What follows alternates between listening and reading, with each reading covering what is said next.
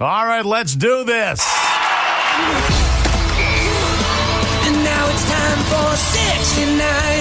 69, dude. Oh, yeah. 69 over here. You know that we all love 69. 69. Woo! Uh-huh. 69, bro.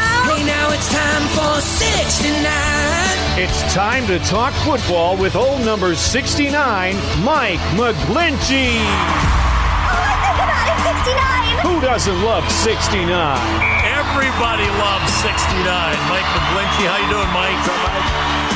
I'm good, Doc. How you guys doing? Doing good. Now, Mike, I am very concerned for you, and I'll tell you why. It has nothing to do with football, but I've got advice for you today. This is how we're starting off the show. I've got advice for number 69. We'll call it advice from a hockey guy. That's right. No, but you know what? This is life advice, okay? Oh, okay. And I'll tell you why. Now, Paul, you were telling me earlier on this morning that I guess, Mike, you went on Twitter. And now, what is the deal here? I mean, I was kind of picking this up, Mike, and you were talking about actually some of the criticisms of the offensive line the last couple of weeks, and some of that is on social media. And you're just saying, hey, some of the criticism is fair, but you don't appreciate people just taking a 30-second clip and think they understand the entire game. Now, and Mike, here's what I'm going to tell you. I consider social media, you should be more like Paul, okay? Paul does not even look at, he's not on social media whatsoever. And I'm on social media, but my advice is don't even address the trolls. And here's... And we get a number of them. Yeah, exactly. Oh, that's for sure. And I'll tell you why. Because this is my take on Twitter, okay? Let's pretend you, me, Paul, Chasta, and Baby Huey, we're all going to go to the bar one night, okay? Twitter, to me, is a bar of 300 million people. Now, if you and I and the gang were at a bar, the 1 or 2 or 5,000 trolls or whatever, ratio-wise, they're the one loud, obnoxious drunk in the bar. Okay? I take offense to that. Okay. We would have that loud, obnoxious drunk with us. So, but at one point, when they start trolling you and giving you the most ridiculous comments, what would we do in that bar? We would ignore the drunk and go on our merry way and have a good time. But with Twitter, there's always one troll who's looking for some kind of recognition in life. And they're the ones who are criticizing you and throwing out these absurd theories on why stuff is happening. But for some reason, the rest of the Twitter world gravitates to the drunk in the bar.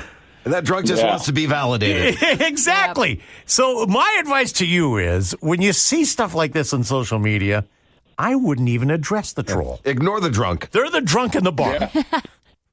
No doubt, I do that often. Unfortunately, I was asked in a podium question about the trolls, so I had to. Oh, is that right? Your answer was fine, though. So I had to answer the question as honestly and as fairly as I could, and that stuff doesn't bother me. It's a part of it's a part of the job. Everybody thinks they have an answer, but the only thing we can continue to do is work and get better and try and improve each week, and that's what we've been doing. And unfortunately, the last couple of weeks hasn't gone our way, but we got a chance to get back on track against a really good LA Rams team this week. That, like I said, that stuff doesn't bother me, and I do like that analogy, but. For whatever reason, the drunk and the angry mob.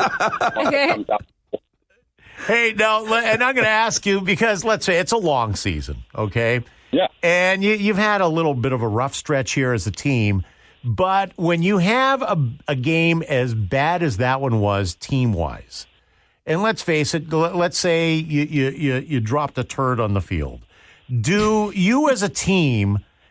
Do you just throw out that game tape and go, okay, let's face it, this was really bad, and we know we're not this bad? Or do you guys just break it down and say, what happened here? Do you dwell on this, or do you start looking ahead?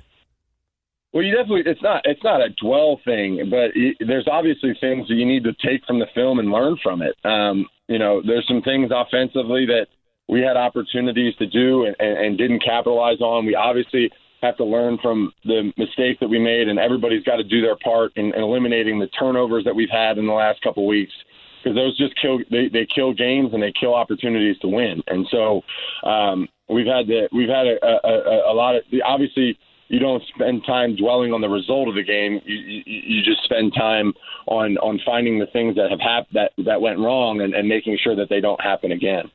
So I'm just kind of curious, what was the first thing the coach said to you guys in the dressing room after that loss? We just have to be better. And when you get your ass kicked the way that we did on Sunday, there's a lot of things that happen and are involved in losing like that. And complete team wise, we just didn't have a great day. We got, like I said, turnovers killed ourselves on offense.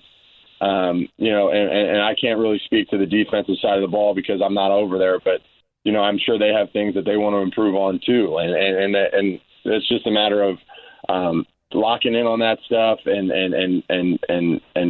just being better, because we were so inefficient offensively. We turned the ball over. We stayed behind the chains all day, and that stuff just can't happen. And you don't give yourself opportunities to control the flow of the game or control the way that the game is being played if you're playing from with your pants on fire like we did on Sunday. So now, Mike, moving forward and getting away from this turd of a game. Yes, that's what I call it. It's just a big turd. And getting off that subject, but staying on the subject of dropping a turd on the field.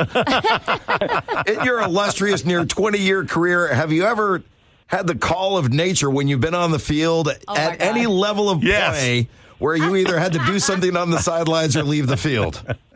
Absolutely. Actually, it was my first start ever in college. At Notre Dame?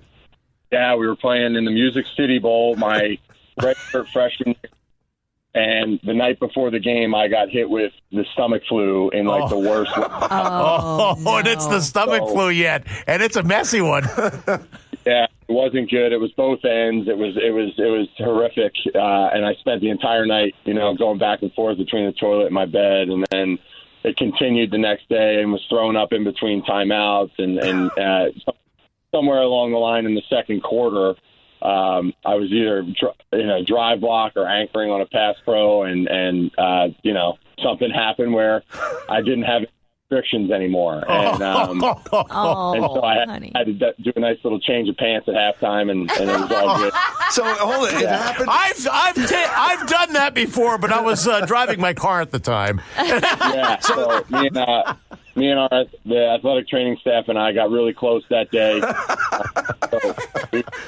Helping me out through such a painful day, but it was all good because we got the win. So this wasn't even on the sideline. This was on the field in the middle of a play. In the middle of a play, yeah, absolutely. Now, please tell me there was like real grass fields there, so you kind of covered it up. Because if it was artificial turf, everyone knew it happened. Well, no, it wasn't on the field. It remained in my pants.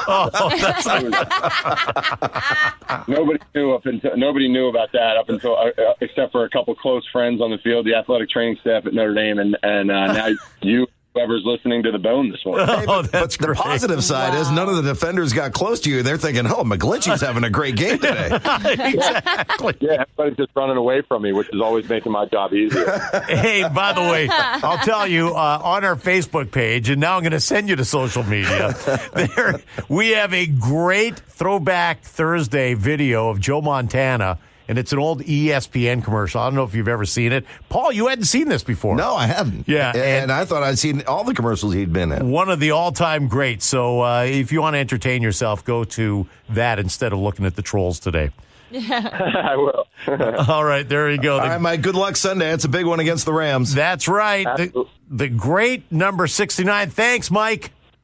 Thank you, guys. Have a great day. All right. That was our time with 69. 69! That's right. Oh, yeah! I'm signing an executive order for 69 at once. See, I'm telling you, how many shows will get a guy to admit that he pooed his pants on the field? I am so impressed with his honesty. That was amazing. This is news-breaking broadcasting right here. I'm telling you.